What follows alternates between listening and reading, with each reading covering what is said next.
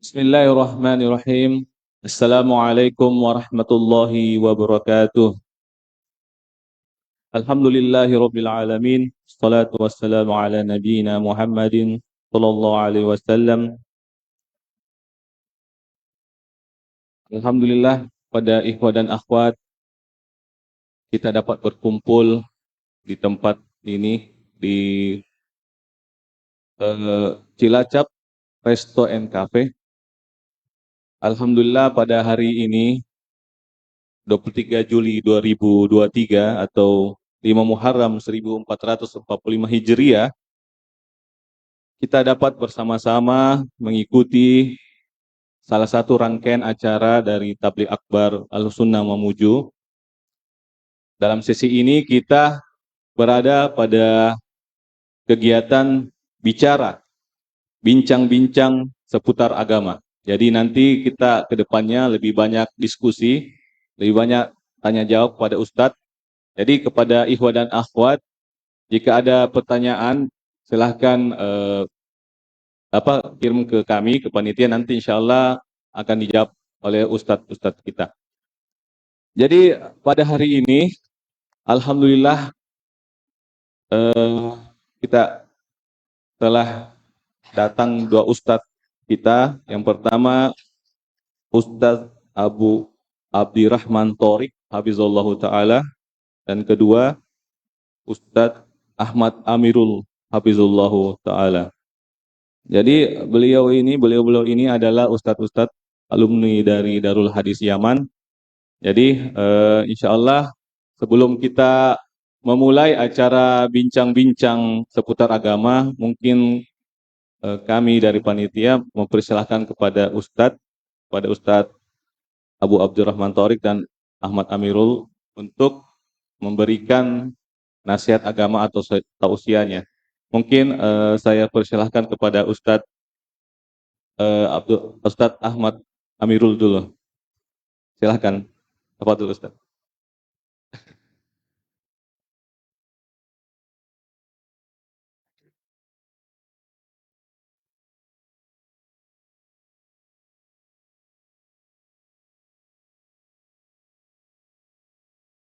Bismillahirrahmanirrahim.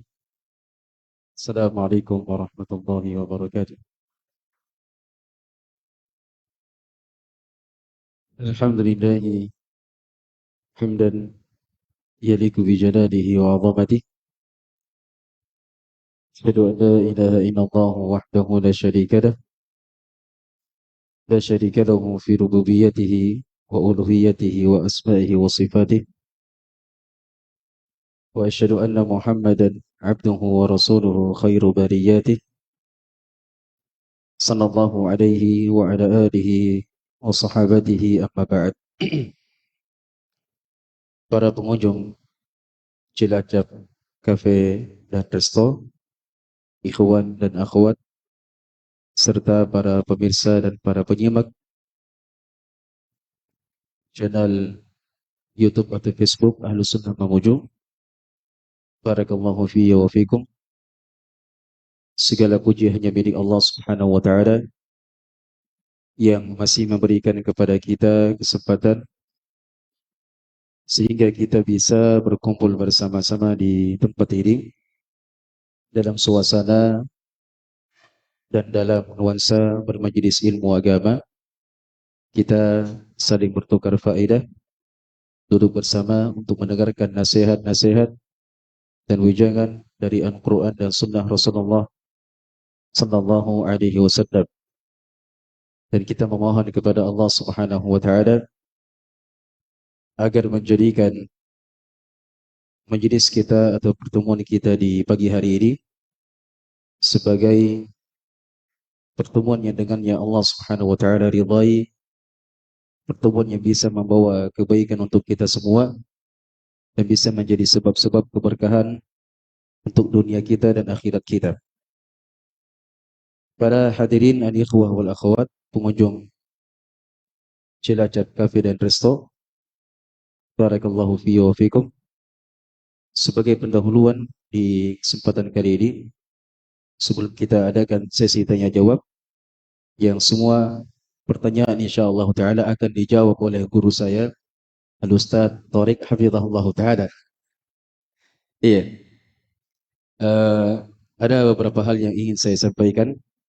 Yang pertama terkait dengan bulan yang kita berada di dalamnya. Jadi kita sekarang berada di salah satu bulan dari bulan-bulan yang haram, tepatnya di bulan Al-Muharram.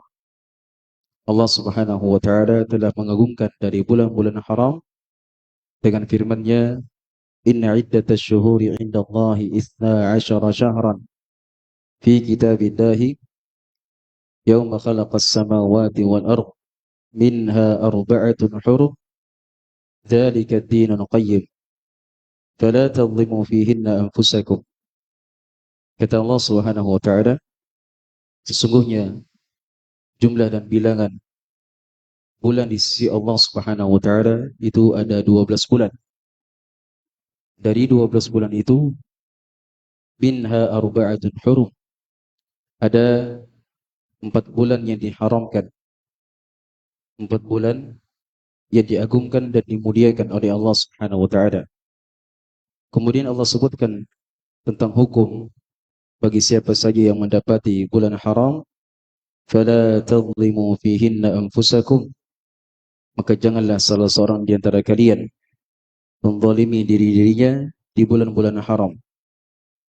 Maka berdasarkan ayat ini, seorang muslim dan muslimah hendaknya dia memuliakan dan mengagungkan bulan-bulan haram sebagaimana Allah dan Rasul-Nya mengagungkan bulan-bulan tersebut.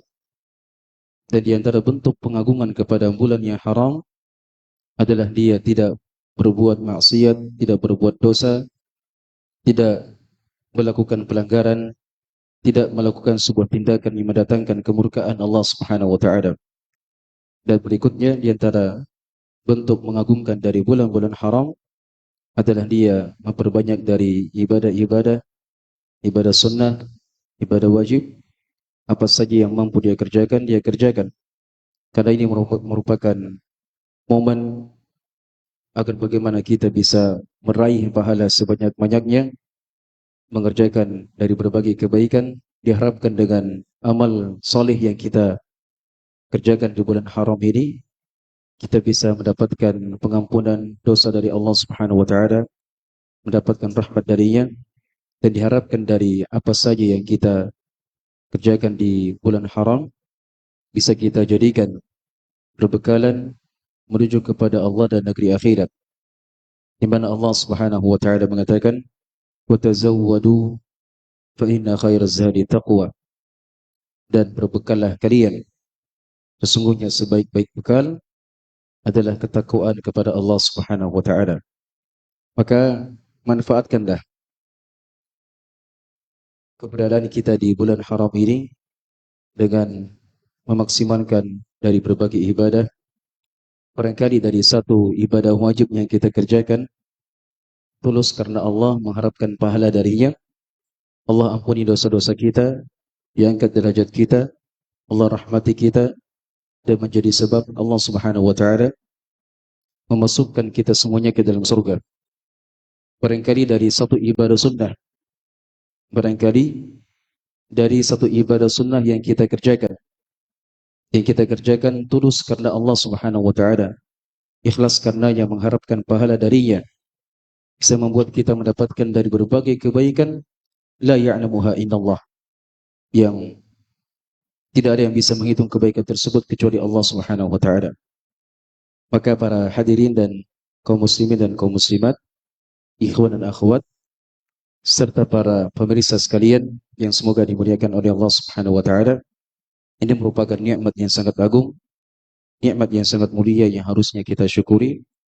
Bagaimana Allah memberikan kesempatan kepada kita semuanya untuk bisa berada di musim-musim kebaikan, di sebuah bulan yang mana satu kebaikan pahalanya akan dilipat gandakan oleh Allah Subhanahu wa taala. Iya, ini merupakan nikmat yang harusnya kita jaga. Dan sebagai penutup dari muqaddimah saya di kesempatan kali ini adalah selain daripada kita memaksimalkan ibadah di bulan-bulan haram ini adalah bagaimana kita senantiasa menjaga keikhlasan dari setiap amalan yang kita lakukan, karena tidak ada artinya jikalau kita sudah bersusah payah memperbanyak amal soleh, lantas kebaikan tersebut tidak berdasarkan atas keikhlasan. Tidak ada keikhlasan, tidak ada ketulusan, tidak mengharapkan pahala dari Allah Subhanahu wa taala. Disebutkan oleh para ulama, wala yakhfa alaina wala alaikum, tidak samar lagi bagi kita semuanya bahwa di antara syarat diterimanya suatu amalan adalah ketika amalan tersebut ada keikhlasan, ada ketulusan. Iya, dia betul-betul mengharapkan pahala dari Allah, bukan karena ada udang di balik batu, bukan karena pencitraan, bukan karena urusan dunia, tapi dia lakukan kebaikan murni mengharapkan wajah Allah Subhanahu wa taala. Kemudian syarat yang kedua bahwa amalan tersebut akan diterima adalah suatu amalan yang dikerjakan berdasarkan atas petunjuk Nabi sallallahu alaihi wasallam. Dan sebagai bocoran ya, sebagai bocoran kepada hadirin dan hadirat, tadi malam saya diberikan kehormatan kepada dari panitia untuk menyampaikan sebuah nasihat kepada mudarrisin wal mudarrisat. Iya, para pengajar, para ustaz dan para ustazah di sekolah yang dibina oleh kawan-kawan kita. Saya sampaikan sebuah sebuah nasihat terkait bagaimana pentingnya seorang guru setiap dari kita untuk menjaga keikhlasannya. Karena walaupun ikhlas ini adalah perkara yang berat, namun kita tetap harus berusaha untuk agar supaya kita diberikan keikhlasan oleh Allah Subhanahu wa taala. Dan saya sebutkan di antara solusi di kesempatan tadi malam, di antara solusi agar seorang hamba bisa senantiasa bisa ikhlas ketika beramal saleh adalah dia memperbanyak doa. Wallahi jemaah sekalian, tidak ada solusi bagi kita untuk agar supaya kita bisa ikhlas dalam beramal kecuali memperbanyak doa. Perbanyak doa. Allahumma rzuqna al-ikhlas fil qawli wal amal. Allahumma rzuqna al-ikhlas fil qawli wal amal. Ya Allah, berikanlah, anugerahkanlah kepada kami keikhlasan dalam berucap dan dalam beramal. Walaupun kita berusaha untuk ikhlaskan amal kita, mengikhlaskan niat kita, wallahi kalau bukan kemudahan, pertolongan dari Allah Subhanahu wa taala, tidak akan bisa kita mewujudkannya. Maka kita berusaha semuanya untuk kita berdoa agar supaya Allah Subhanahu wa taala memberikan keikhlasan pada setiap perbuatan dan ucapan kita, yang dengannya kita pun akan meraih pahala sebanyak-banyaknya. Mungkin ini saja yang bisa saya sampaikan dan saya kembalikan kepada moderator. Barakallahu fikum. Alhamdulillah, demikian dari tausiah atau nasihat agama dari Ustadz kita. Kemudian kita lanjut tausiah dari Ustadz Abu Abdurrahman Thorik. Saya persilahkan, tafadhal Ustadz.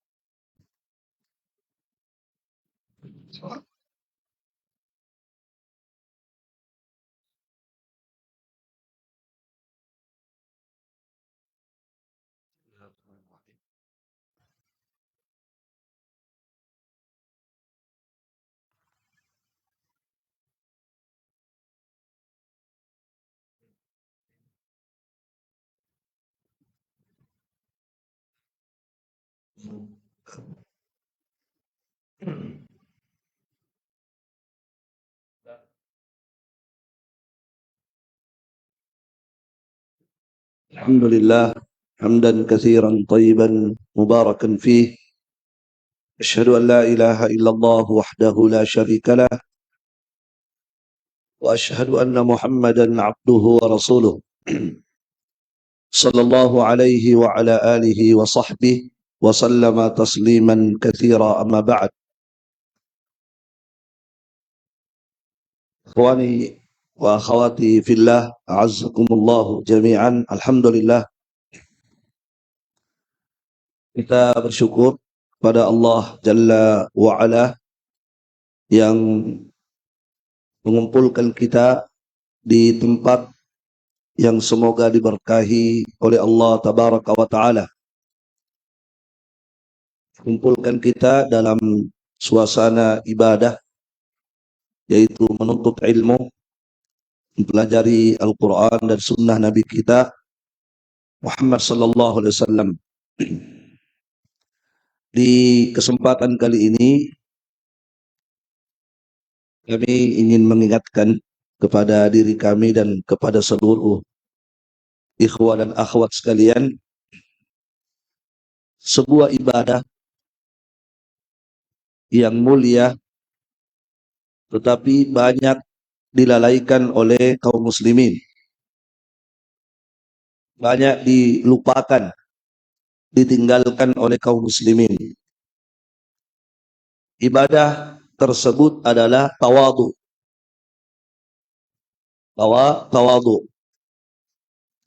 Aisyah radhiyallahu taala anha, istri Nabi sallallahu alaihi wasallam, beliau pernah berkata, "Innakum lataghfaluna an afdalil ibadah."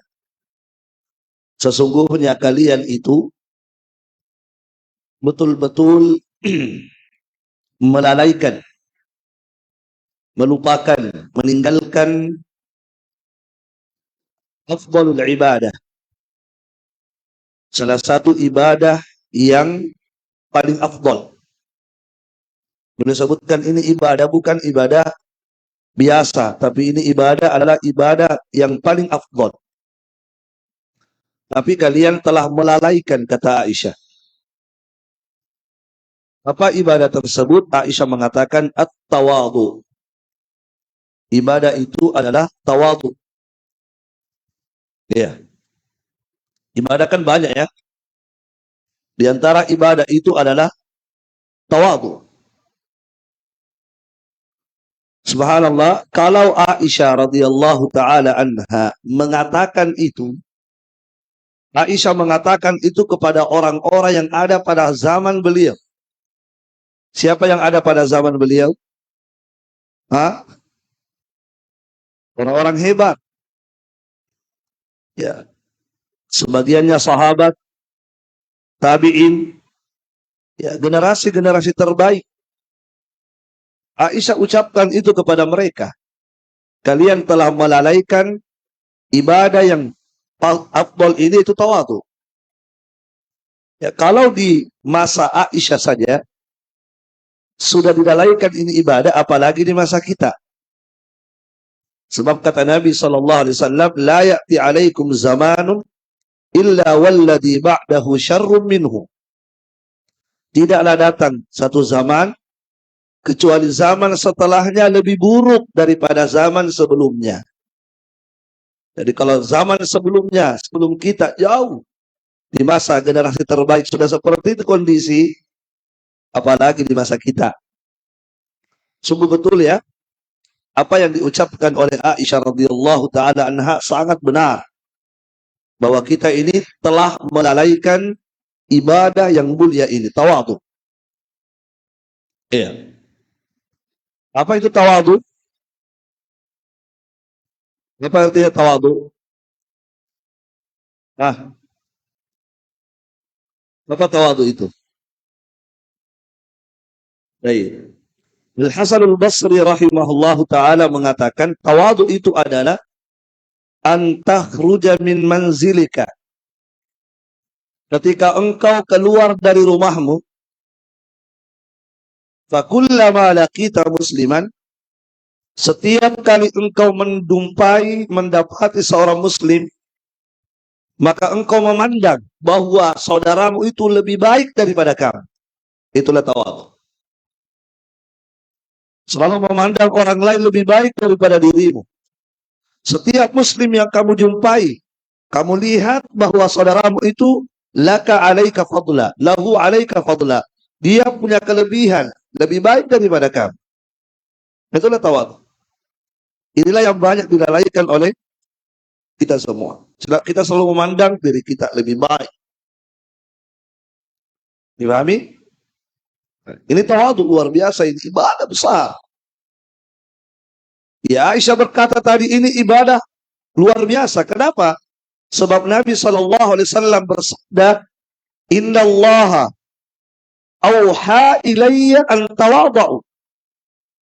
Apa kata Nabi? Sesungguhnya Allah telah mewahyukan kepadaku. Allah telah mewahyukan kepadaku. Apa wahyunya Allah kepadaku, kata Nabi? Agar supaya kalian saling tawadu.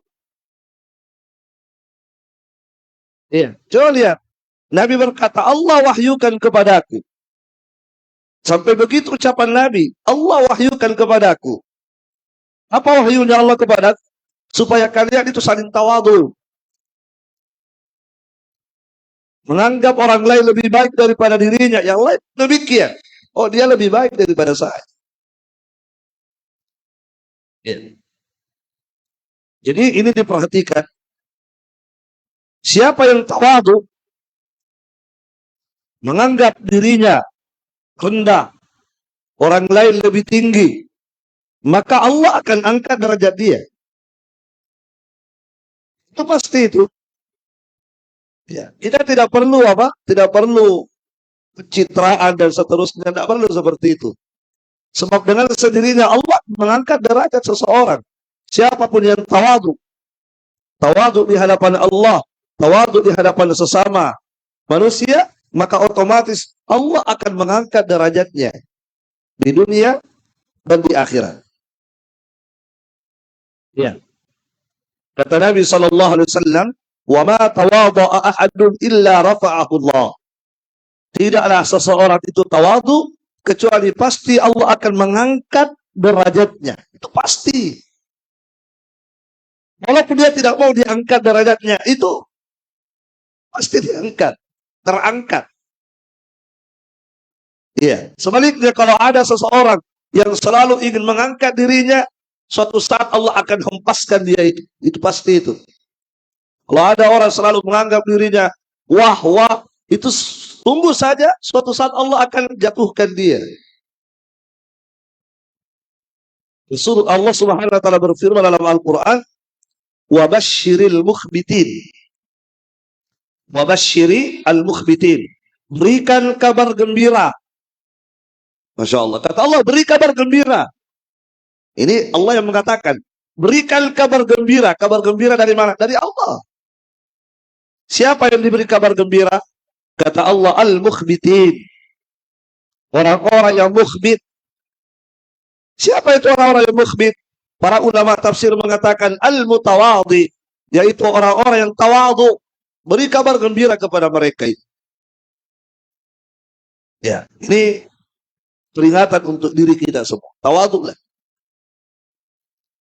Tawadhu. Contohi para as-salaf. Kita mengaku salafi. Maka kalau Anda mengaku salafi, ya ikuti salaf.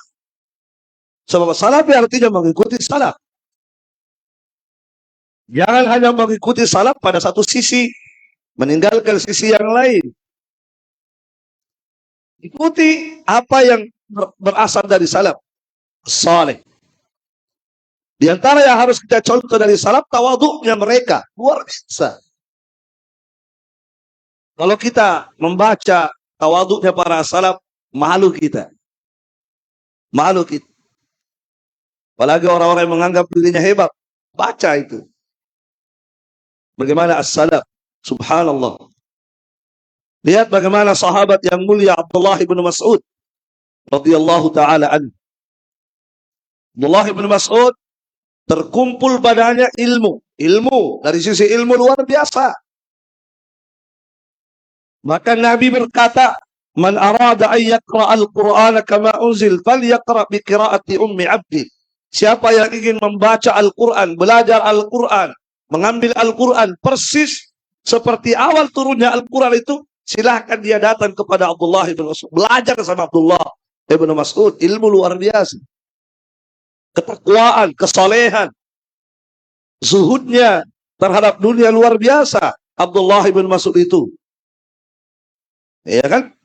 Yang kata Nabi tadi, ketika ditertawai betisnya karena kurus, apa kata Nabi? Kalian tertawai betisnya demi Allah, sungguh betis Ibnu Mas'ud kalau ditimbang di hari kiamat lebih berat daripada gunung. Luar biasa keutamaan Abdullah bin Mas'ud. Tapi perhatikan tawadhu'nya beliau. Malu kita ikhwas sekalian, malu.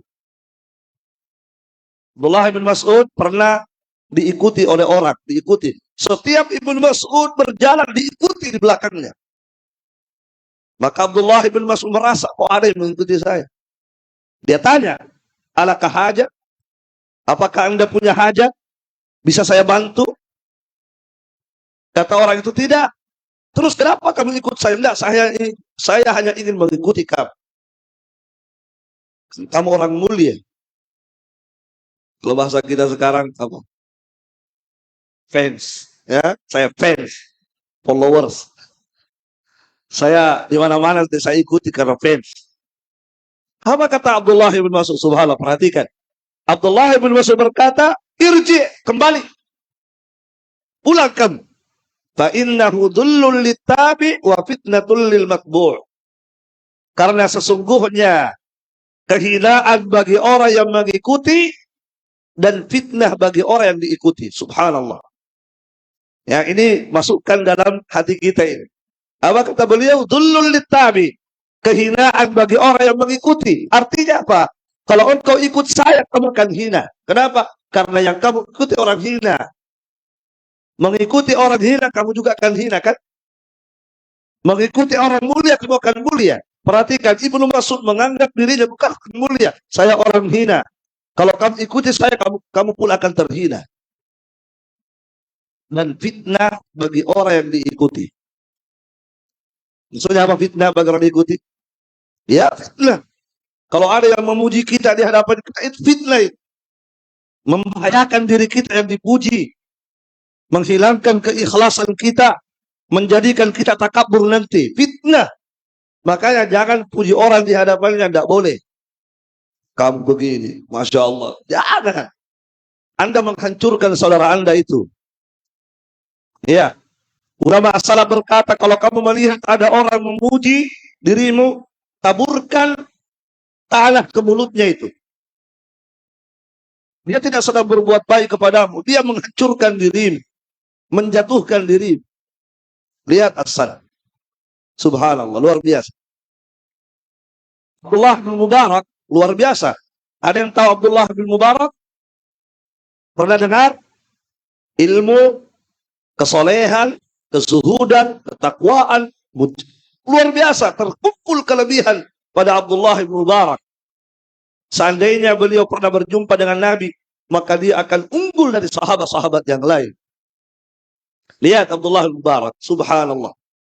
Pernah beliau dalam perjalanan, ya, haus mau minum. Ya, orang-orang dulu kalau safar ada air minum disiapkan untuk para yang safar, kan? Orang berdatangan untuk minum airnya. Orang berdesak-desakan, banyak sekali orang. Abdullah bin Mubarak ikut antri. Beliau ulama, tapi ikut antri. Tidak kemudian berkata, saya. Biarkan saya dulu. Tidak, ikut antri. Dan saat itu tidak ada yang mengenal beliau. Tidak ada yang mengenal. Kita, karena tidak ada yang mengenal, ketika beliau ingin maju, diginikan. Belakang. Gitu. Pengawalnya ingin berteriak bahwa yang di belakang kamu ini ulama. Tapi Ibnu Mubarak, jangan sampaikan kepada mereka siapa saya. Kemudian Ibnu Mubarak berkata, ya,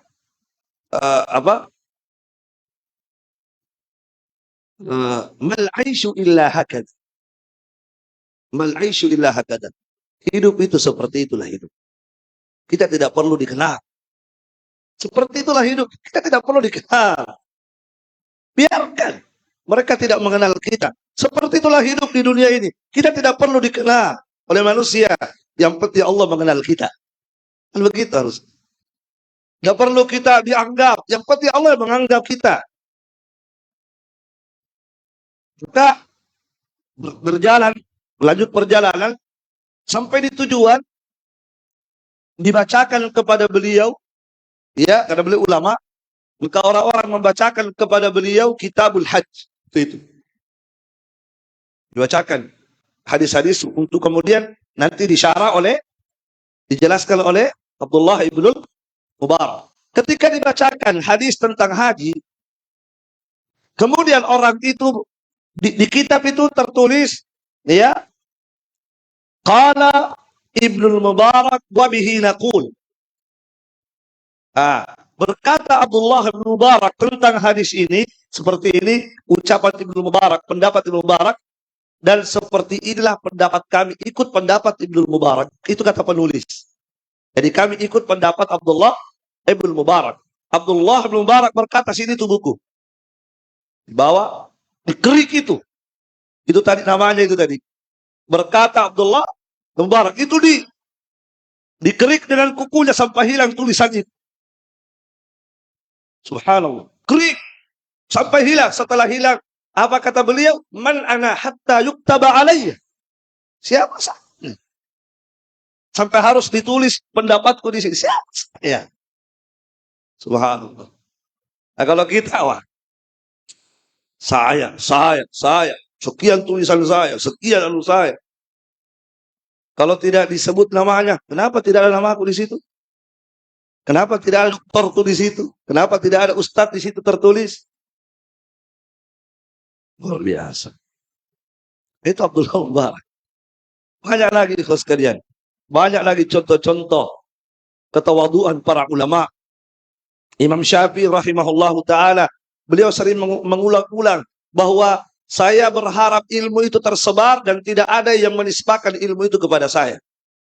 La yunsabu ilayya. Saya berharap agar ilmu itu tersebar dan tidak ada yang menisbahkan ilmu itu kepada saya. Kepada saya, itu pendapat saya, itu pandangan. Jangan, saya berharap tidak ada yang mengatakan itu pendapat Imam Syafi'i, pandangan Imam Syafi'i. Terakhir jemaah sekalian, terakhir. Seorang ulama yang luar biasa, Bakar bin Abdullah Al-Muzani. Bakar bin Abdullah Al-Muzani selevel dengan Al-Hasanul Basri tadi. Selevel. Semasa dan selevel. Subhanallah, ketika beliau melaksanakan ibadah haji dan sedang wukuf di Arafah, beliau berkata, "Lamma nadartu ila ahli Arafah." Ketika aku melihat kepada orang-orang yang wukuf di Arafah, aku lihat semua, "Dhanantu anna Allah qad ghufira lahum." Aku yakin Allah mengampuni dosa mereka. Aku yakin Allah mengampuni dosa mereka jika seandainya saya tidak berada di tengah-tengah mereka. Subhanallah. Ini mereka ini orang-orang yang ibadah luar biasa ini, hukum di Arafah ini. Aku yakin, saya melihat mereka luar biasa, khusyuknya, ininya.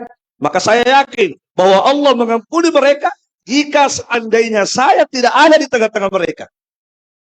Tapi karena gara-gara saya ada di tengah-tengah mereka, kayaknya dosa mereka terhalang diampuni. Kenapa? Karena ada di situ.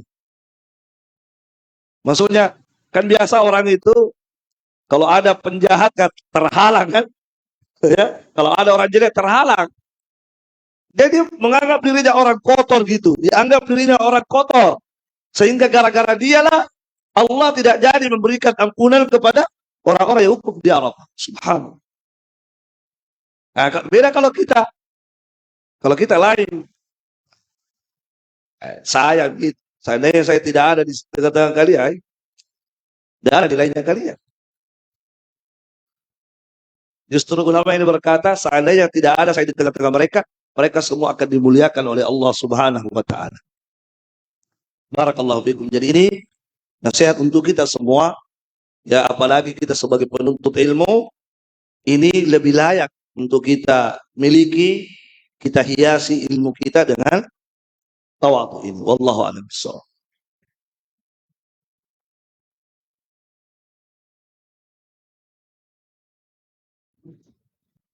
Ya, demikian nasihat dari dua ustadz kita, bahwa yang kami simpulkan bahwa pertama, bahwa kebetulan pada bulan ini adalah bulan Muharram, maka kita diharapkan untuk beramal soleh sebanyak-banyaknya.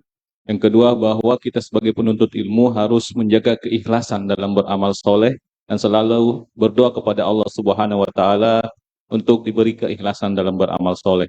Dan yang ketiga, tausiah dari ustadz kita bahwa kita selalu berusaha untuk tawadhu, karena itu termasuk amalan-amalan agung yang telah dicontohkan para salaf kita. Kemudian sesi selanjutnya Mungkin ini sesi inti kita pada hari ini. Telah banyak pertanyaan, namun telah banyak pertanyaan masuk di kami, namun kami utamakan kepada ikhwah yang ada di KP ini. Ya. Oh ya, Ustaz. Ya, jadi atas dari arahan Ustadz bahwa nanti pertanyaannya nanti bergantian. Mungkin Ustadz Ahmad Amirul dulu, kemudian Ustadz Abdurrahman Thorik lagi, ya nanti bergantian. Jadi mungkin Ikhwa dan Akhwat, mungkin Akhwat bisa diberikan apa dalam media lain atau kertas atau WA. Alhamdulillah sudah siap ini Akhwat kayaknya ini sudah, malah ini bukan ditulis, diketik. Ada sudah siap kayaknya dari tadi malam pertanyaannya. Desain juga tidak tega ini kalau umpamanya tidak sampaikan pertanyaan karena mereka sudah siapkan jauh-jauh hari. Namun saya persilakan kepada ikhwah yang ada di sini, ya silakan, ya silakan Pak. Mungkin panitia bisa disampaikan diberikan mic. Ya.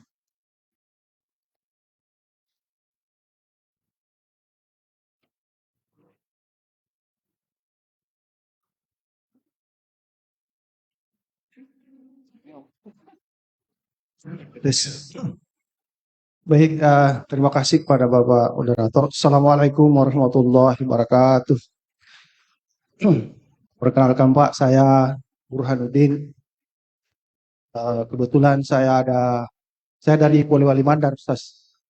Kebetulan ada urusan di Mamuju, dan Alhamdulillah saya dapat informasi bahwa ada tabligh akbar seperti ini. Alhamdulillah Allah memberikan kemudahan pada saya untuk mengikutinya. Saya pribadi, Ustaz, baru sekitar 1 bulan biasa mengikuti kajian yang dilakukan di 2 masjid di Polewali, di Masjid Imam Malik dengan ada satu lagi di Jalan Kemakmuran. Jadi saya mohon maaf sekali bahwa saya masih sangat minim pengetahuan tentang kajian-kajian kita. Oleh karena itu mohon maaf, ini ada 4 pertanyaan saya. Yang pertama, Ustaz, bagaimana, mohon pencerahannya, bagaimana kita mengidentifikasi kelompok kita ini? Kita melabeli apa kelompok kita ini? Kemudian selanjutnya, apakah kita nanti ini akan seperti nanti ormas-ormas yang lainnya memiliki gerakan sosial, di mana katakanlah mereka punya rumah sakit, punya berbagai macam perguruan tinggi dengan jurusan yang bermacam-macam, sehingga bahwa peran kita sebagai khalifah di dunia ini betul-betul merambah pada semua bidang. Kemudian itu yang pertama. Kemudian yang berikutnya, yang kedua, bagaimana pandangan kita terhadap 4 mazhab itu? Karena saya dengar di luar bahwa kelompok kita ini tidak mengikuti mazhab tertentu. Kemudian yang ketiga, karena saya baca di informasi bahwa Pak Ustaz berdua ini alumni Yaman.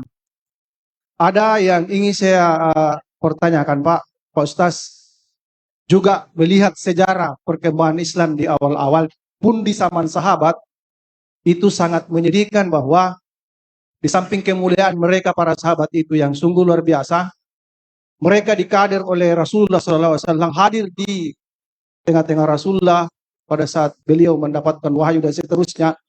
Tapi fakta sejarah membuktikan bahwa terjadi perang antar mereka, perang Siffin dan perang Jamal itu di antara para sahabat yang notabene sangat paham bahwa innamal mu'minuna ikhwah. Tapi kok terjadi? Kemudian sekarang di Yaman dengan Arab Saudi kira-kira sama-sama mengucapkan Allahu Akbar, melontarkan senjata. Jadi kalau mereka mati, itu mati dalam jihad itu atau apa? Sebenarnya apa yang terjadi di dalam internal umat Islam ini? Dan ini juga yang tentu kita prihatin, bahwa katakanlah kelompok kita ini berada bukan di orang-orang kafir, orang-orang musyrik, tetapi kita sesama sahadat, bersahadat sama-sama sahadat kita. Nah, bagaimana kita bisa eksis tanpa tanpa menimbulkan semacam resistensi dari kelompok-kelompok lain, sehingga kita bisa berterima di di berbagai macam pemahaman yang berbeda-beda itu. Saya pernah dengar apa itu hadis sahih atau bagaimana, memang katanya pernah ada Rasulullah berdoa, ada 3 permintaannya, 2 yang dikabulkan, 1 di antaranya bahwa untuk satunya umat ini memang katanya tidak bisa itu. Semua maaf saya sangat awam dalam hal itu. Demikian, billahi taufiq wal hidayah. Assalamualaikum warahmatullahi wabarakatuh. Ya, terima kasih. Mungkin kita langsung jawab saja Ustadz. Mungkin dari Ustadz Abdurrahman Thorik atau Ustadz mungkin Abdurrahman Thorik. Tafadhol Ustadz. Ya. Bismillahirrahmanirrahim. Yang pertama tadi apa?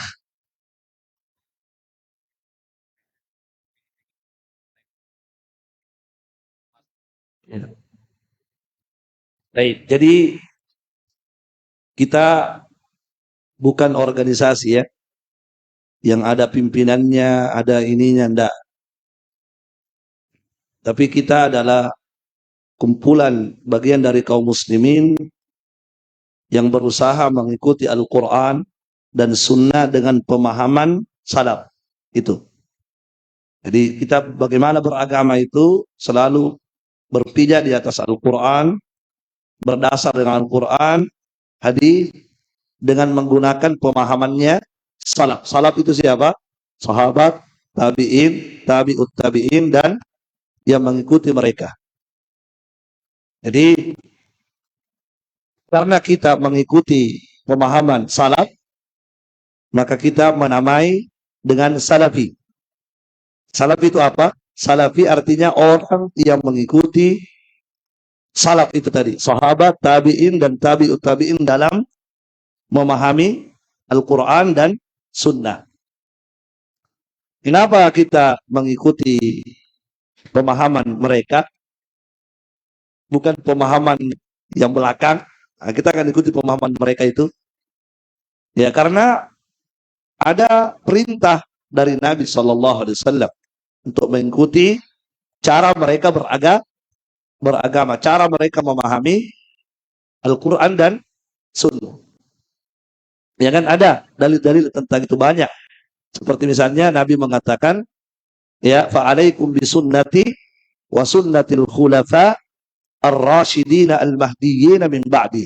Hendaklah kalian berpegang teguh dengan jalanku, kata Nabi, ya, dan jalannya khulafa ar-rasyidin. Siapa khulafa ar-rasyidin? Abu Bakar, Umar, Utsman, Ali. Kenapa disebutkan 4 itu? Karena mereka lah tokohnya sahabat. Artinya kita disuruh juga mengikuti bagaimana mereka beragama itu tadi. Jadi, seperti itu.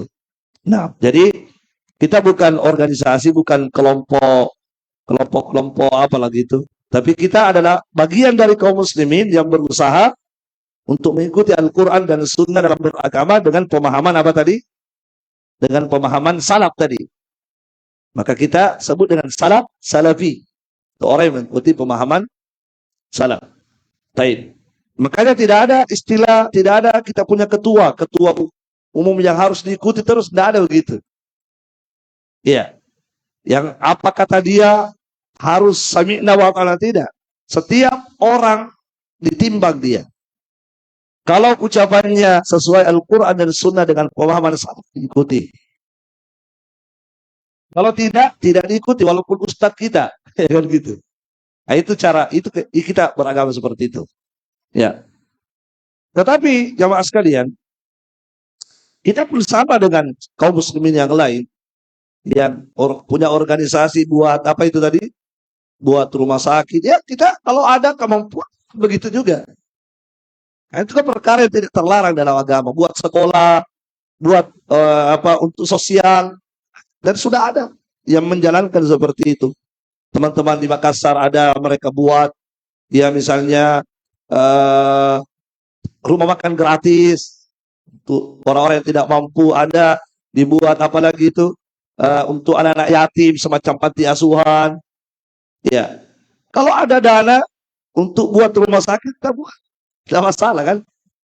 Nah, seperti itu. Jadi ini hanya gambaran saja bahwa seperti itulah kita dalam beragama. Jadi bukan organisasi yang ada ketuanya, ada ininya yang harus ikut aturan ketua itu, tidak. Jelas ya? Baik, yang kedua tadi. Iya. Ya, jadi kita dalam beragama mengikuti 4 mazhab. Jadi kalau ada orang yang berkata mereka tidak anti mazhab, itu dusta, itu bohong. Dusta itu. Ya, silahkan dengarkan ceramah-ceramah para ustadz-ustadz. Jadi kita ikuti 4 mazhab. Cuma kita tidak taklid pada mazhab tertentu, enggak. Misalnya harus Syafi'i terus, yang lain tidak boleh. Ya, itu yang keliru itu. Yang menuduh kita anti mazhab, ya mereka sebenarnya keliru. Kenapa? Karena mereka hanya mematok satu mazhab saja, Syafi'i saja, jangan campur katanya. Itu keliru itu. Kalau kita berkata seperti itu misalnya, hanya satu mazhab, berarti mazhab yang lain bagaimana? Nggak dipakai? Jadi kita dalam beragama mengikuti 4 mazhab. Cuma kita tidak terpatok pada satu mazhab. Banyak Syafi'i terus, yang lain tidak dipakai. Dipakai semuanya. Ya. Kapan kita pakai mazhab Syafi'i? Kalau pandangannya, pendapatnya sejalan dengan Al-Quran dan Sunnah, kita ambil itu mazhab Syafi'i. Kalau seandainya mazhab lain yang sejalan dengan Al-Quran dan Sunnah, itu yang kita ambil lagi. Jadi kita lihat masing-masing dalil dari mazhab itu. Paham? Iya. Karena 4 mazhab itu jarang sepakat, jarang. Sering berbeda pendapat itu 4 mazhab. Imam Syafi'i mengatakan A, Imam Malik mengatakan B.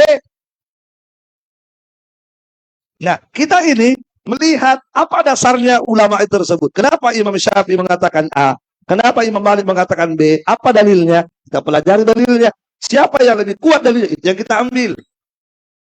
Jadi kita ambil 4 mazhab. Tapi kita ambil yang terkuat dalilnya, Pak. Itu. Pakai. Silakan buka, dengarkan ceramah-ceramah Ustadz. Terutama ketika membahas fikih. Nah, kalau kita bahas fikih kan tidak terlepas dari 4 mazhab. Itu disebutkan. Pendapat Imam Syafi'i begini. Pendapat Imam Malik begini. Ketika misalnya para ustadz kita membahas tentang kunut subuh misalnya. Yang selalu jadi perdebatan. Yang banyak juga tuduhan kepada kita.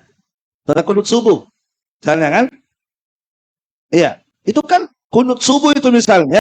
Itu kan berbeda pendapat 4 mazhab itu. Iya. Imam Syafi'i mengatakan sunnah. Imam Malik mengatakan bid'ah. Dalam pandangan mazhab Imam Malik. Iya. Nah, kita ketika melihat 2 pandangan itu tadi, dan mereka ulama semua kan? Iya. Maka sikap kita bukan kemudian berkata, saya ikut saja kunut saja karena saya mazhab Syafi'i. Tidak boleh seperti itu. Langsung mematok, saya ikut saja kunut karena saya Syafi'i. Tidak, kita harus lihat dalilnya, dasarnya. Sebab mereka ulama pasti punya dasar itu. Kan begitu, Pak ya? Iya. Oh, ternyata kita lihat kenapa Imam Syafi'i mengatakan sunnah. Karena Imam Syafi'i berdalil dengan sebuah hadis. Ada hadis yang dipegang oleh Imam Syafi'i. Terus kenapa Imam Malik mengatakan tidak disunnahkan, bahkan ada yang mengatakan bid'ah. Mereka juga punya dalil.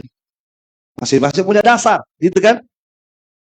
Nah, cuma kalau setelah kita periksa dasarnya ulama tadi, ternyata hadis yang dipakai oleh Imam Syafi'i itu dhaif, hadis lemah. Diperiksa sanad lemah hadis tersebut. Karena hadisnya lemah berarti kan tidak bisa dipakai sebagai dasar hukum. Sementara hadis yang dibawakan oleh Imam Malik itu jelas sahih. Ya, kita tidak mau sebutkan hadis-hadisnya karena bukan. Intinya saya hanya menggambarkan bahwa tidak benar itu. Jadi ketika kita mengatakan tidak disunnahkan kunut subuh, kita ikut mazhab apa? Kita ikut mazhabnya Imam Malik. Kenapa kita tidak ikut mazhab Syafi'i? Karena kita melihat dasar dalil yang digunakan dalam mazhab Syafi'i tentang sunnahnya kunut subuh dhaif, lemah. Dan kita bisa buktikan letak kelemahannya dengan ilmiah, kan begitu. Kenapa lemah? Kita bisa buktikan. Ada perawi dalam hadis, misalnya. Ada perawi dalam hadis tersebut, Abu Ja'far Ar-Razi. Perawi ini disebut sebagai perawi yang lemah dalam hadis, tapi kuat dalam ilmu tafsir. Dalam ilmu tafsir kuat, tapi dalam ilmu hadis lemah dia. Itu disebutkan oleh para ulama hadis. Jadi kalau hadis lemah jangan dipakai. Paham? Sementara pandangan mazhab Imam Malik, hadis yang dipakai kuat. Kuat hadis tersebut. Iya kan? Ada seorang sahabat ditanya oleh anaknya, engkau telah sholat di belakang Nabi, di belakang Abu Bakar, di belakang Umar sekitar 5 tahun. Kamu sholat di belakangnya mereka. Apa yaknutu fis subhi? Apakah mereka kunut subuh? Apa kata sahabat itu? Ai bunayya muhdath. Wahai anakku, itu perkara baru itu. Makanya ada ulama mengatakan bid'ah. Kenapa? Karena sahabat berkata, ai bunayya muhdath. Itu perkara baru dalam agama itu. Artinya Nabi tidak, saya sholat di belakang Nabi, tapi Nabi tidak lakukan itu.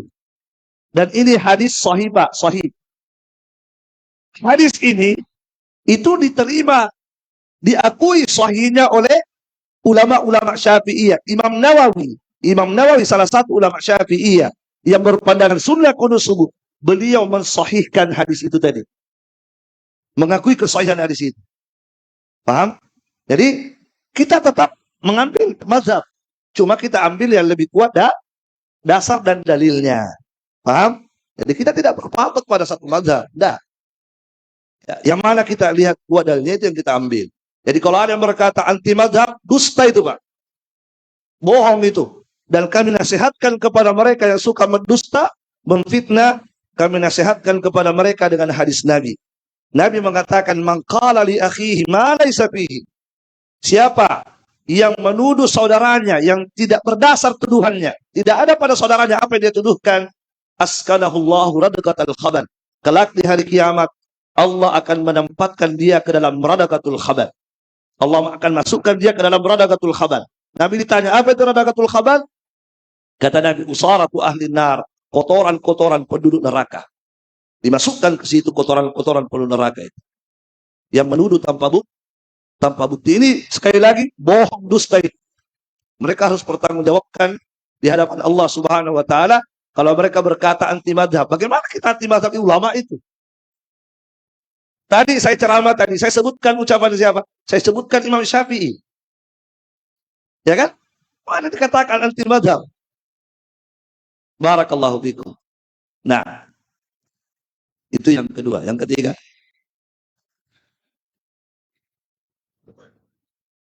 Yang ketiga sih.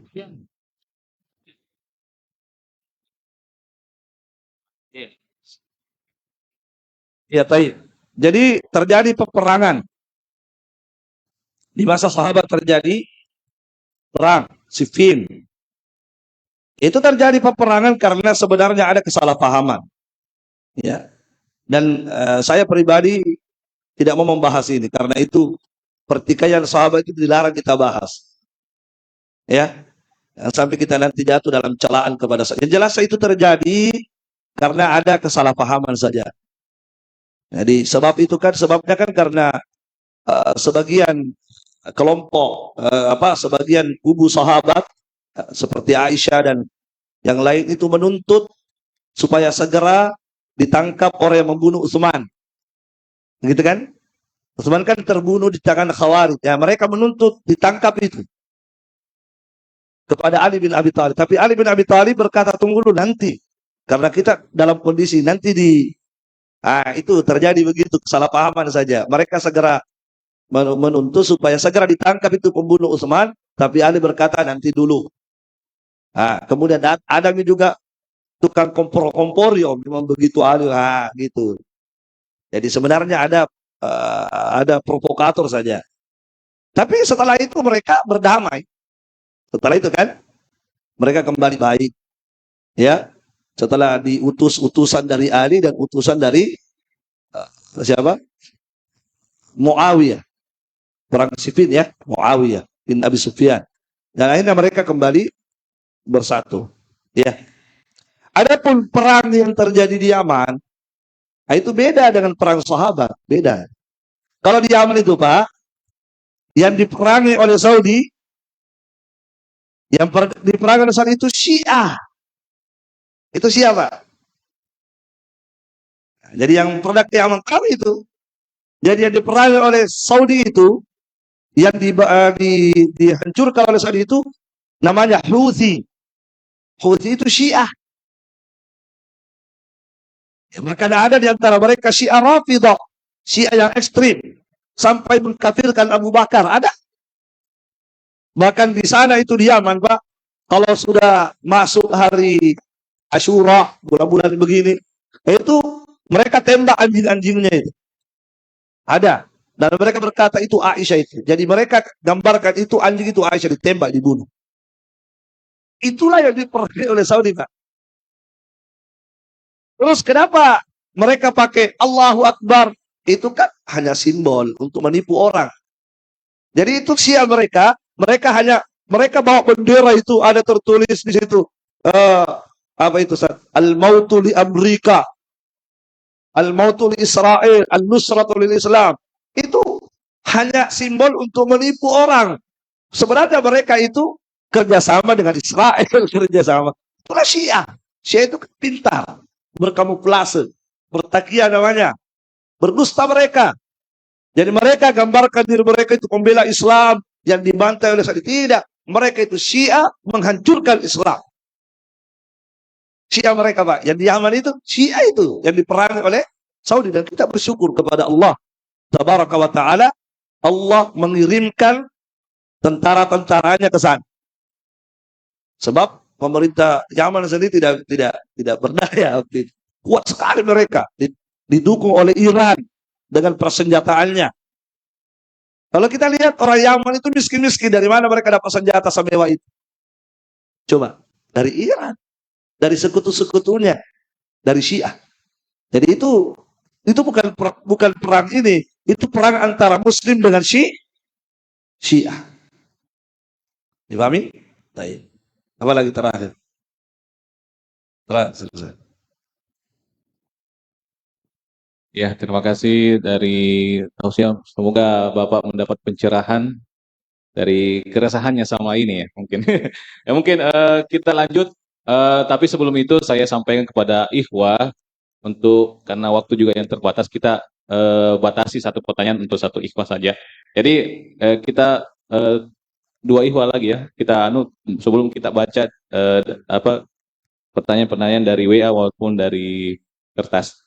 Ya silakan. Ya silakan Bapak. Mungkin mic-nya sampaikan. Ya mungkin mohon maaf Pak ya, disampaikan untuk satu pertanyaan saja. Oh, silakan Pak berdiri Pak supaya dilihat Pak. Ya. Assalamualaikum warahmatullahi wabarakatuh. Singkat saja ini, mungkin pertanyaan saya ini agak berakal-akal, agak ngaco ya. Cuma ini menyangkut masalah fikih. Cuma sering saya bertanya-tanya dalam hati dan biasa saya buka literaturnya agak jarang saya dapat. Yaitu terkait dengan hadis Nabi yang tentang memelihara anjing yang dikatakan bahwa tidak akan masuk malaikat kalau ada seekor anjing di rumah. Jadi pertanyaan saya begini, apakah itu anjing lebih mulia daripada malaikat sehingga malaikat tidak masuk di rumah itu? Iya Pak. Ya. Ya, mohon maaf Pak, sampaikan namanya siapa Pak? Kalau saya Muhammad Rusdi. Oh, Pak. Ya. Atau adakah terkait dengan literatur sehingga anjing itu agak lebih hebat, yaitu dengan Ashabul Kahfi ada seekor anjing masuk surga dan ada seekor pelacur seorang pelacur masuk surga karena seekor anjing. Jadi itu pertanyaan saya Pak, dan kebetulan juga kita ini biasa di kampung-kampung oleh anjing taruh di rumah karena mungkin menjaga coklat ya, dikeringkan di bawah. Nah, jadi ini di kampung bukan di kebun, tapi kampung rasa kebun. Ya, begitu. Jadi ini seekor anjing Pak, sehingga malaikat tidak bisa masuk karena kalau ada seekor anjing. Jadi itu apakah masa malaikat takut sama anjing sehingga tidak bisa masuk di rumah itu? Ya itu saja Pak. Assalamualaikum warahmatullahi wabarakatuh. Iya. Terus, ya mungkin karena Ustadz Amirul sebenarnya Ustadz Ahmad Amirullah Amirul, oh mungkin karena sepertinya Ustadz Ahmad Abu Abdurrahman Taufik ini yang jawab ini karena beliau ada di sini. Jadi ini persoalan tentang anjing Ustadz, bagaimana anjing masuk di rumah, kemudian anjing yang di kebun, kenapa, apakah anjing itu lebih mulia daripada malaikat seperti itu ya Pak? Ya mungkin hanya itu Pak. Ya Ustadz, saya persilakan Ustadz Ahmad.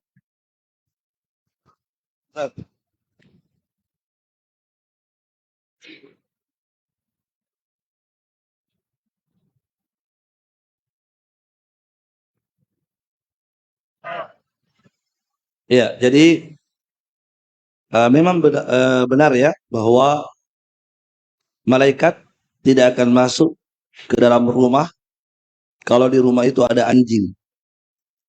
Bukan hanya anjing, masih ada lagi. Ya, dalam hadis dikatakan la tadkhulul malaikatu baitan fihi suratun wala kalbun. Tidak akan masuk para malaikat ke dalam rumah. Rumah apapun, rumah siapapun, biar rumah ustaz, rumah siapa Pak. Pokoknya rumah. Kalau di rumah itu ada anjing dan gambar makhluk bernyawa, tidak akan masuk ya. Baik. Ya, kalau ditanyakan tadi, kenapa? Apakah anjing lebih hebat? Apa tadi Pak? Ya, lebih mulia dari malaikat. Ya, bukan. Jelas malaikat lebih mulia. Ya, binatang itu dan rendah kan, derajatnya rendah. Ya, baik. Cuma kenapa tidak mau masuk? Ya, Allah alam, Rasulullah memang menyebutkan begitu. Ya, Allah alam, di antara hikmahnya, kalau kita lihat dari hadis-hadis yang lain,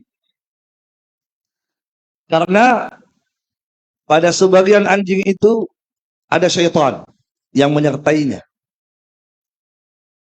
Ya, malaikat itu kan hanya masuk pada tempat-tempat yang ada rahmat Allah di situ. Kapan ada rahmat Allah di situ, malaikat datang ke situ. Kalau ada tempat-tempat yang tidak ada rahmat Allah di situ atau tidak ada terdapat, mereka tidak akan datang ke situ. Nah, ketika ada gambar makhluk bernyawa dalam rumah dan anjing, nah, itulah sebabnya kenapa malaikat tidak datang. Bukan karena anjingnya lebih mulia, tidak. Karena di tempat itu hilang rahmat Allah. Disebabkan karena ada tadi anjing dan gambar makhluk bernyawa. Karena gambar makhluk bernyawa itu dosa besar. Dan termasuk menandingi ciptaan Allah. Makanya Allah marah kepada orang yang menggambar makhluk bernyawa. Allah marah itu. Karena kata Allah, dia telah menandingi ciptaanku. Ya, makanya nanti di hari kiamat disuruh hidupkan itu. Ya, apa yang kamu gambar, hidupkan kalau kamu bisa. Artinya, kalau Allah murka berarti tidak ada rahmat Allah. Allah di situ karena Allah murka kepada penghuni rumah itu karena mereka memasang gambar makhluk bernyawa yang Allah tidak suka. Maka Allah tidak ada rahmatnya di situ. Karena tidak ada rahmat di situ, mereka tidak mau datang dan masuk. Itu sebabnya. Ya, termasuk anjing juga. Ada sebagian anjing itu yang Nabi sebutkan ya. Nabi sebutkan. Ya. Ketika Nabi menyebutkan dalam hadis bahwa ada 3 hal yang bisa memutus sholat kalau dia lewat di depan kita. Putus sholat kita. Salah satu diantaranya anjing warna hitam. Nabi ditanya, bedaan anjing hitam dengan anjing putih, anjing kulit. Apa kata Nabi? Al-kalbul aswad, al-kalbul aswadu syaitan. Anjing warna hitam itu syaitan. Jadi dia putus sholat. Allah alam, ya barangkali ya sebagian anjing yang dipelihara di rumah itu ada syaitan bersamanya. Ya, makanya orang yang pelihara anjing itu, kata Nabi, ya, manitana kalban. Siapa yang memelihara seekor anjing, in taqasa min ajrihi kulla yawmin qira. Akan berkurang pahalanya setiap hari 1 qira. 1 gunung, berkurang pahalanya setiap hari. Kalau dia pelihara anjing. Tetapi ada anjing yang boleh dipelihara. Bapak tadi bilang ada di kampung. Ada perkecualian Pak. Ada anjing yang boleh dipelihara. Berdasarkan hadis Nabi. Anjing apa?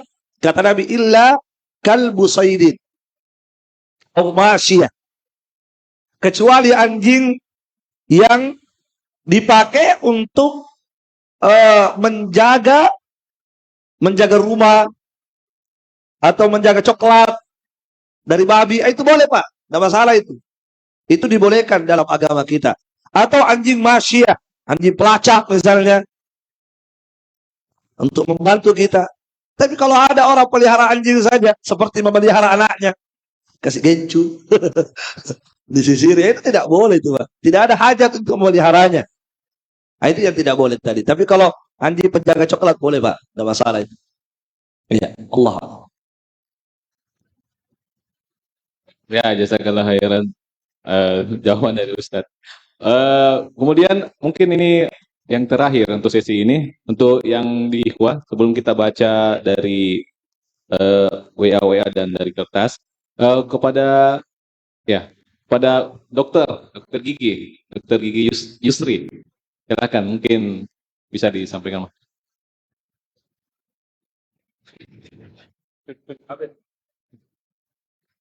Bismillahirrahmanirrahim. Assalamualaikum warahmatullahi wabarakatuh. Syukran Ustaz atas kesempatan yang diberikan. Jadi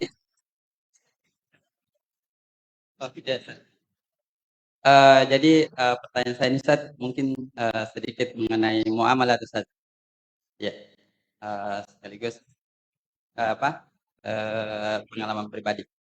Jadi begini Ustaz, ada ikhwah yang baru-baru hijrah dari riba ya Ustaz ya. Kebetulan teman ini butuh beli lokasi Ustaz. Itu sekitar hampir 2 tahun yang lalu Ustaz kejadian. Butuh beli lokasi. Anggaplah lokasinya itu Ustaz harganya 35 juta. Terus dia sama penjualnya itu disuruh bayar berapa dulu? Misalnya sekitar 10 juta ya Ustaz ya. Pas tiba dia disuruh lunasi Ustaz. Lunasi yang sisa 25 juta itu. Yang ya 25 juta. Terus dia bingung Ustaz untuk melunasi ini, dia bingung dapat dari mana. Terus dia berpikir kalau ambil uang bank kan riba. Dan dia sudah mulai hijrah. Terus dia minta tolong sama saya untuk bermuamalah, ceritanya gitu Ustaz. Jadi dia ceritakanlah kondisinya, saya beli lokasi ini saya berbayar 10 juta. Bagaimana kalau misalnya kita belikan saya lokasi ini yang sisanya, Ustaz? Anggaplah misalnya ukurannya 10 kali 15 ya, Ustaz ya, lokasinya.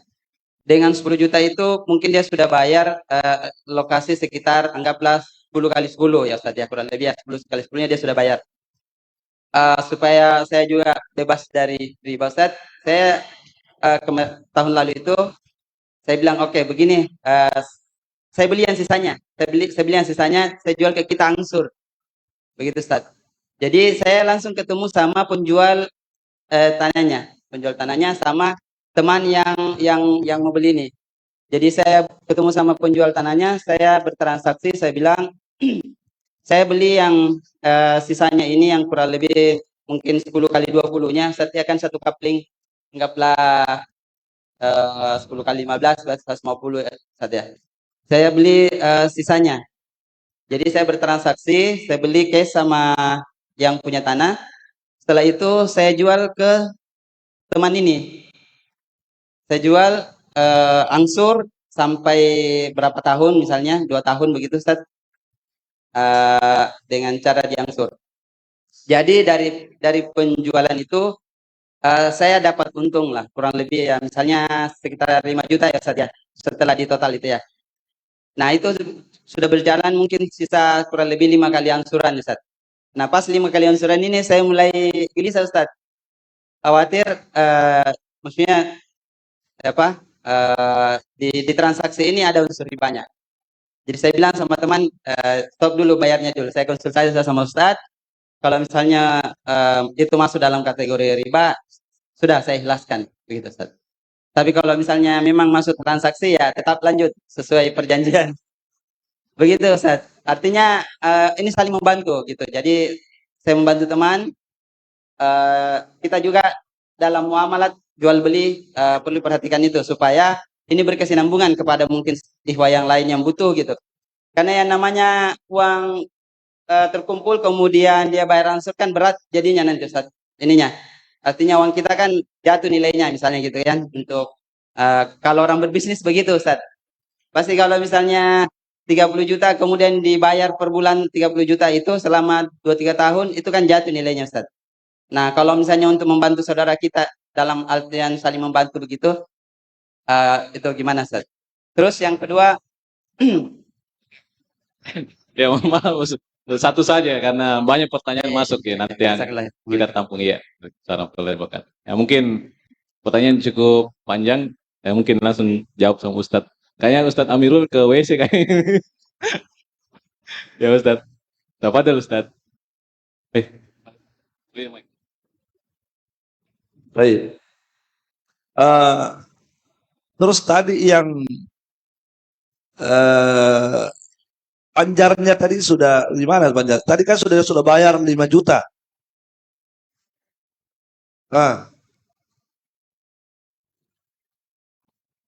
Yang dia belum ada dananya gitu. Iya. Jadi saya buat sistem akad, saya beli. Jadi ceritanya dia beli sebagian sesuai harga saya itu. Saya beli yang sisanya yang belum dia bayar. Terus saya jual ke ini, ke teman ini. Iya, iya. Ya, dengan cara angsur. Iya, baik. Allah alam bisawab. Jadi yang kita lakukan itu, yang antum lakukan itu membeli tadi sisanya itu dengan cash kemudian dijual kembali dengan kredit atau angsur itu wallah alam dia masuk dalam pembahasan apa al-bai' al-murabihu bisyira, jual beli masuk dalam kategori jual beli ya, yang mana dia mendapatkan keuntungan karena dia disuruh membeli gitu. Jadi antum kan mendapatkan keuntungan karena disuruh belikan kan, keuntungannya itu di mana karena menyicilkan dengan harga yang lebih tinggi kan kalau dicicilkan. Nah, antum misalnya cash 20 juta, nanti ketika dicicil totalnya menjadi 30. Artinya antum dapat untung kan? Antum dapat untung kenapa? Karena antum disuruh belikan itu. Nah, itu tadi namanya al-bai' al-murabi bisyira. Bolehkah itu? Sistem seperti boleh, ada dua pendapat ulama. Ya. Dua pendapat ulama ya. Tadi ada dua mazhab gitu. Nah, antum jangan langsung pilih, lihat dalilnya dasarnya apa. Ada ulama yang mengatakan boleh. Namanya karena alasannya apa boleh? Karena jual beli. Dia kan sudah cash. Dia sudah miliki barang kan? Kemudian dia jual lagi dengan kredit. Berarti kan boleh karena jual beli. Nah, dia sudah miliki, kita sudah miliki barang kan? Karena sudah kita bayar, berarti kan milik kita. Setelah itu kita jual lagi dengan sistem kredit. Boleh, kata sebagian ulama. Kenapa? Karena itu sudah jual beli namanya. Wa ahallallahu al-bai'a haram riba, itu jual beli namanya. Adapun tadi ada keuntungan karena karena dicicil, itu tidak masalah. Menyicilkan barang itu boleh menurut pendapat yang kuat. Walaupun ada yang mengatakan tidak boleh juga. Tapi yang benarnya boleh mencicil barang. Dicicilkan barang boleh. Selama tidak ada denda kalau telat. Kalau ada denda tidak boleh. Pendapat kedua mengatakan tidak boleh. Itu tadi yang sistem tadi itu tidak boleh itu. Ada ulama yang mengatakan tidak boleh. Di antara ulama di masa ini yang mengatakan tidak boleh Asy-Syaikh Muhammad bin Shalih Al-Utsaimin.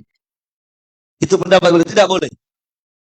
Kenapa tidak boleh? Kata beliau ada hilatul ilar riba. Kata beliau. Ada manipulasi riba. Ada hilat, ada riba terselubung. Gitu. Ada riba yang halus gitu. Paham? Di mana ribanya? Karena Anda bukan pemilik tanah. Anda sebenarnya tidak punya tanah. Anda hanya punya duit. Anda punya tanah karena disuruh, diminta dibelikan. Seandainya dia tidak minta, Anda tidak akan beli. Ya kan begitu. Jadi sebenarnya Anda meminjamkan uang hakikatnya, tapi dikemas dalam jual beli. Sebenarnya Anda pinjamkan uang sama dia itu. Dan Anda bayar, orang Anda suruh bayar, lebih daripada apa yang Anda pinjamkan dengan cara dicicil. Jadi hakikatnya kata Syekh, Anda hanya meminjamkan uang. Ya kan? Kalau Anda pinjamkan uang berarti harus nilainya sama. Kapan lebih dia bayar berarti kan riba. Nah, gitu. Cuma dikemas itu tadi ya dengan cara beli gitu. Itu pandangan Syekh Muhammad bin Shalih Al-Utsaimin. Ya, beliau kasih contoh seperti misalnya katanya beliau kasih contoh ya, mirip dengan kasus ini. Beliau kasih contoh seperti misalnya ada orang mau beli mobil, tapi dia tidak punya duit. Maka datanglah dia kepada orang yang punya dana, minta dibelikan mobil di showroom itu. Nah, maka dia pergi lunasi, setelah itu dia cicilkan. Itu kata beliau, inilah riba terselubung. Kenapa? Karena sebenarnya dia hanya butuh pinjaman itu orang. Dan dia hanya pinjamkan sebenarnya. Cuma supaya tidak kasar ribanya, dikemas dalam bentuk jual beli. Paham? Nah, kalau mau dilanjut, boleh. Lanjut saja. Sebaiknya sesuai dengan harga. Itu tadi. Kalau Anda mengatakan mau menolong, itulah Anda menolong. Sudah menolong luar biasa itu. Paham? Nah, itu lebih aman bagi Anda. Walaupun, sekali lagi, walaupun ada ulama yang mengatakan boleh tadi. Karena pandangan mereka memandang itu kan jual beli. Sudah jual beli namanya. Namanya jual beli bebas. Mau dinaikkan harga, mau dicicilkan boleh.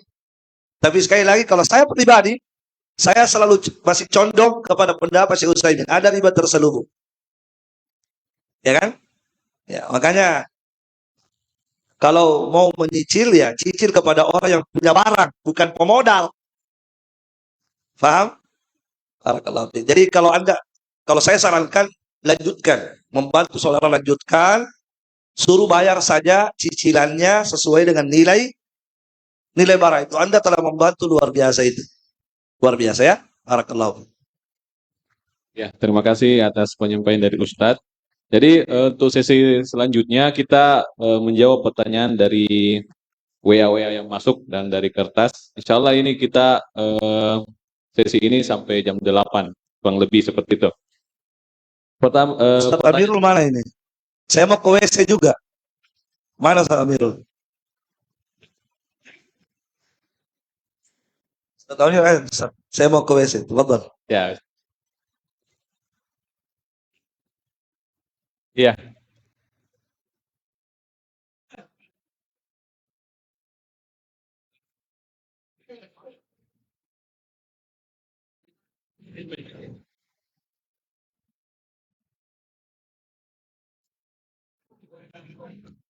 Alhamdulillah Ustadz kita Ahmad Amirul yang insya Allah akan menjawab pertanyaan selanjutnya.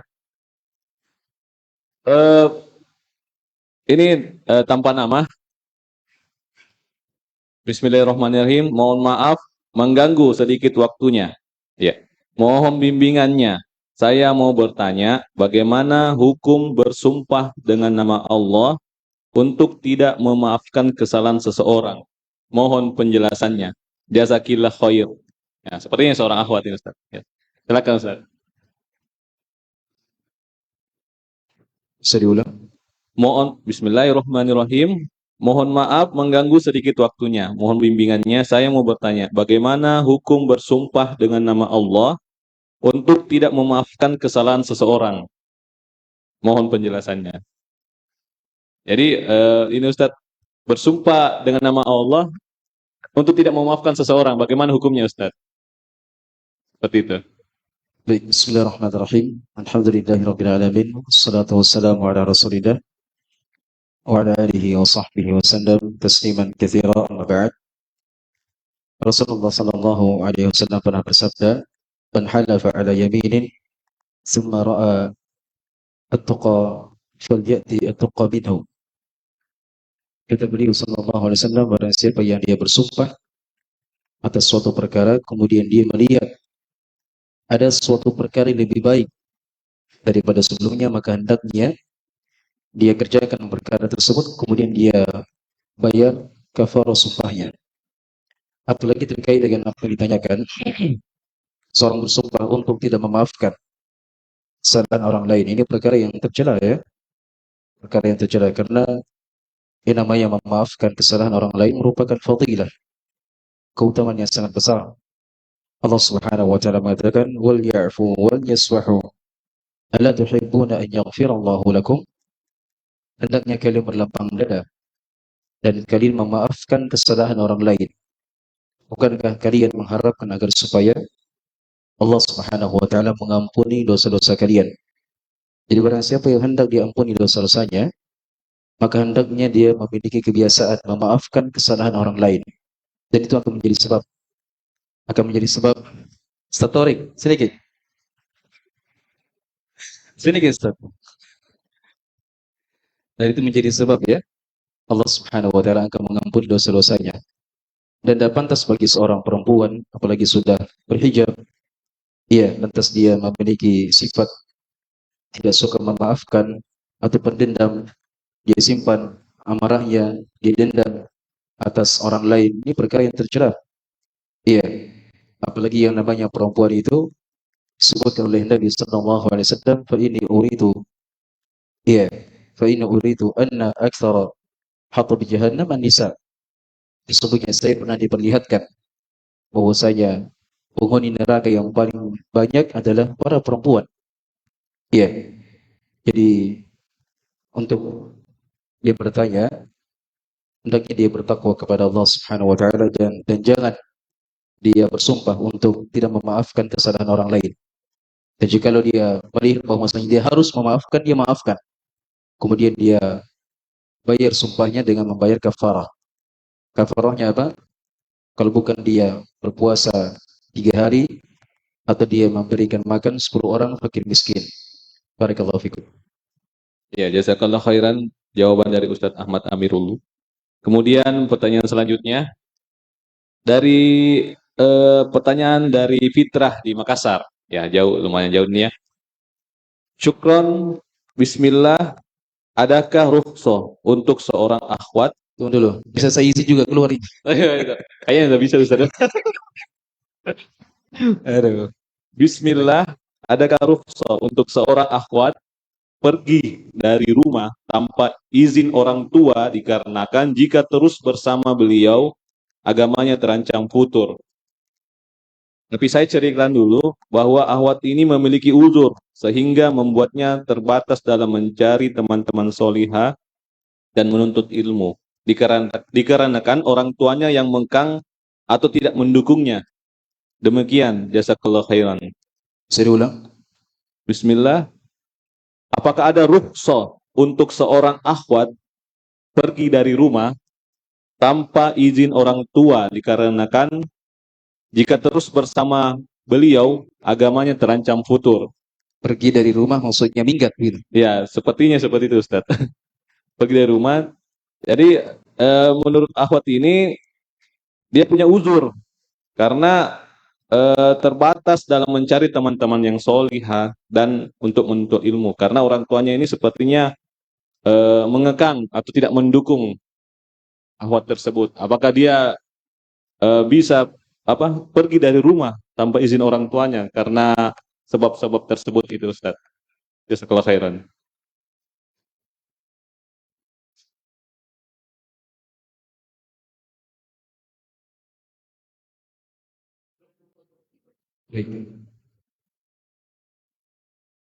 Sebenarnya untuk pertanyaan atau usulan, saya pribadi sudah tidak berkenan untuk memberikan jawaban. Iya, karena belakangan ini saya merasa dihantui dan merasa takut atas apa yang saya ucapkan, apa yang saya lontarkan dari kalimat-kalimat. Saya takut jangan sampai itu yang memberatkan saya pada hari kiamat. Saya bukan orang yang suci. Saya adalah orang yang banyak dosa-dosanya. Kalau bukan karena luasnya rahmat Allah Subhanahu wa taala, kalau bukan karena kebaikan-kebaikan Allah, maka Allah Subhanahu wa taala akan bongkar kejelekan-kejelekan saya. Tapi alhamdulillah, Allah yang maha baik, Allah yang maha merahmati, sehingga Allah menutup dari segala aib-aibnya saya. Itu yang membuat kenapa saya pribadi tidak membuka sesi tanya jawab. Dan kalaupun itu pernah terjadi di masa dahulu, maka saya beristighfar kepada Allah Subhanahu wa taala jikalau ada dari ucapan atau jawaban yang pernah saya ucapkan kemudian ternyata menyelisihi kebenaran, saya beristighfar kepada Allah Subhanahu wa taala dan saya mohon ampun darinya. Kemudian saya melihat bahwa banyaknya dosa terhadap anak-anak, kepada istri, kepada kawan, kepada siapapun itu sudah cukup memberatkan diri saya pada hari kiamat. Maka saya berharap jangan sampai dari jawaban yang saya sampaikan kemudian ternyata salah, itu akan menambah beban saya pada hari kiamat. Kalaulah seorang imam ternama di masanya, Al-Imam Malik rahimahullahu ta'ala, pernah didatangi oleh sekelompok manusia. Mereka berbondong-bondong datang dari penjuru atau pelosok Madinah, membawa 40 pertanyaan. Dari 40 pertanyaan tersebut yang dijawab oleh beliau hanya 4 pertanyaan. Maka apakah dengan saya dengan beliau? Siapakah saya dengan beliau rahimahullahu ta'ala? Beliau sebagai seorang imam ternama, menghafalkan ribuan hadis, dia punya ketakwaan, dia punya kezuhudan. Saya adalah seorang penuntut ilmu biasa, dia tidak punya apa-apa kecuali hafalan yang sangat amburadul. Bacaan Quran saya masih kurang, hadis saya masih terbatas, dan ilmu saya sangat-sangat kecil dan sangat-sangat minim. Dan ini merupakan mungkin kesalahan panitia sebenarnya ini. Tapi saya salah juga tidak bilang dari awal. Harusnya kajian workshop ini harus untuk Ustaz Thorik saja. Saya sebagai moderatornya. Baik. Mungkin yang bisa saya sampaikan terkait dengan pertanyaan tadi. Jikalau si perempuan tadi bisa banyak-banyak berdoa kepada Allah Subhanahu wa taala agar supaya orang tuanya diberikan hidayah, berikan petunjuk, maka itu jauh lebih baik daripada dia harus keluar tanpa izin dari orang tuanya. Karena bagaimanapun sikap dari orang tua, sezalim-zalimnya orang tua, mereka tetap wajib untuk dihormati, wajib untuk dimintai izin dari mereka sepanjang perempuan tersebut belum menikah. Maka saran saya kepada yang bertanya, semoga Allah Subhanahu wa taala memberikan hidayah kepada kedua orang tuanya dan terus berdoa, terus meminta kepada Allah agar supaya Allah Subhanahu wa taala memberikan hidayah kepada kedua orang tuanya dan itu jalan yang benar, bisa mendapatkan kebaikan dari Allah Subhanahu wa taala. Barakallahu fikum. Mungkin pertanyaan terakhir ini insyaallah. Pertanyaan terakhir. Sekali lagi. Iya Ustaz. Jadi ini pertanyaan sepertinya ada 2 pertanyaan tapi intinya sama Ustaz. Satu saja. Ya, Ustaz. Jadi pertanyaan dari Ummu Fayyad, bolehkah kita hasad pada saudara kita masalah ilmu agama? Ya. Jazakallahu khair. Ini sama pertanyaan selanjutnya. Apakah hasad seperti ini dibolehkan? Ya, itu terkait asal. Baik. Disebutkan dalam sebuah hadis Rasulullah sallallahu alaihi wasallam mengatakan la hasada illa fi itsnatain. Tidak ada hasad dan tidak ada ghibtah. Kecuali pada 2 orang. Rajulun ataahu Allahu malan fasaddaqahu fi halakatihi. Yang pertama adalah seorang yang seorang yang memiliki harta, dilapangkan hartanya. Kemudian dengan harta tersebut dia bersedekah pada kebinasaannya. Maksudnya dengan hartanya yang sangat banyak, kemudian dia mampu menyedekahkan hampir semua hartanya. Yang seperti ini boleh untuk kita hasad tanpa kita harus mengharapkan nikmat yang ada pada saudara kita itu hilang. Yaitu lebih dikenal dengan istilah ghibtah. Dan saya harapkan kepada Ustaz Thorik untuk duduk di samping saya untuk menyampaikan nasihat terakhir insyaallah. Baik, itu sebenarnya bukan hasad tapi lebih dikenal dengan istilah ghibtah. Ada perbedaan antara ghibtah dengan hasad. Hasad itu adalah tamanni. Iya. Apa namanya? Zawalun ni'mah 'ala al-ghair. Atau kama qala. Hasad itu adalah seorang dia mengharapkan agar supaya nikmat yang ada pada saudaranya itu bisa hilang. Adapun ghibtah itu adalah seorang dia mengharapkan agar supaya nikmat yang ada pada saudaranya juga diberikan kepadanya tanpa mengharuskan nikmat yang ada pada saudaranya itu hilang.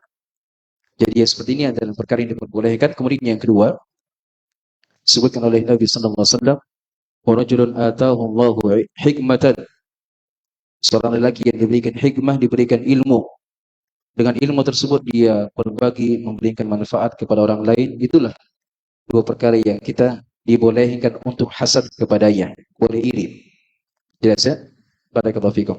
Baik, mungkin apa namanya dari apa yang saya sampaikan ini menjadi apa namanya menjadi penutup kajian kita di pagi hari ini, dan mungkin ada sepatah dua kata yang akan disampaikan oleh Ustadz kita, Ustadz Tariq, sebagai penutup kajian di pagi hari ini. Silakan Ustadz.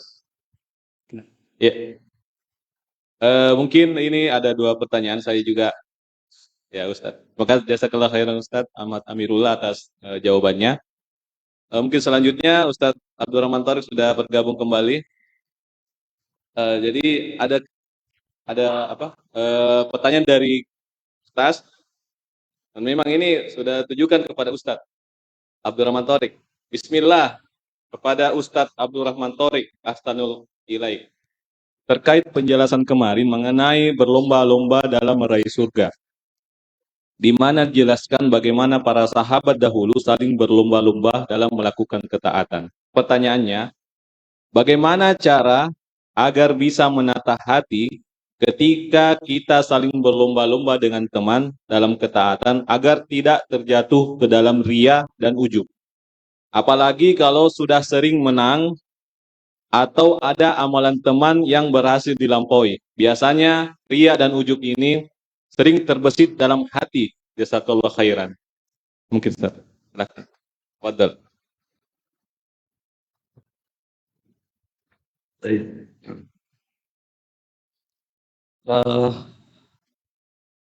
Bagaimana cara supaya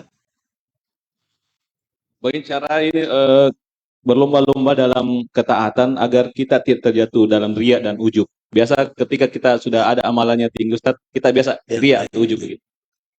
ya tentunya tidak ada cara yang lebih efektif dalam menjaga niat, menjaga keikhlasan supaya terhindar dari ria, ujub, kecuali menyembunyikan amalan itu. Itu paling efektif, menyembunyikan amalan. Ya, dan ini tidak bertentangan dengan pembahasan kita berlomba dalam kebaikan. Kan berlomba dalam kebaikan tidak harus di depannya, kalahkan kowe. Kan begitu. Jadi kita lihat, jadi kita pantau saudara kita, kita lihat dia. Oh, dia kemarin bersedekah. Kan? Kemarin dia bersedekah dan diumumkan namanya 2 juta. Maka sebentar saya bersedekah 3 juta tanpa nama. Nah, itu kan menjaga keikhlasan. Jadi dia berlomba mengungguli saudaranya tanpa memperlihatkan amalannya. Kan begitu ya? Jadi maksud di situ berlomba kan tidak harus kita memperlihatkan di depan orang bahwa saya kalahkan dia. Nah, intinya adalah kita kalahkan saudara kita dalam amalannya itu. Bagaimana cara supaya kita bisa ikhlas dalam amalan itu ya? Itu tadi, jangan tampakkan amalan itu. Berusaha untuk menyembunyikan amalan itu. Itu obat paling efektif dalam menjaga keikhlasan kita. Dipahami? Nah, ada orang kita lihat, Masya Allah, dia begitu rajin, tekun, sholat sunnah misalnya. Sholat tahajud. Ya, maka kita dalam hati, saya akan kalahkan dia, saya akan ini. Ya, kita lakukan juga. Tapi kita berusaha menyembunyikan ya. Ya. Jangan kemudian setelah itu sudah sholat, kemudian ceritakan tadi malam saya sholat, ini. Nah, itu kan, itu pintu-pintu ria. Ya. Tapi kemudian penyakit tadi apa? Ujub tadinya bisa timbul ujub. Saya apa namanya? Saya sudah bersedekah dan saya apa? Saya lebih banyak dan saya sembunyi-sembunyi lagi. Nah, itu kan ujub juga nanti.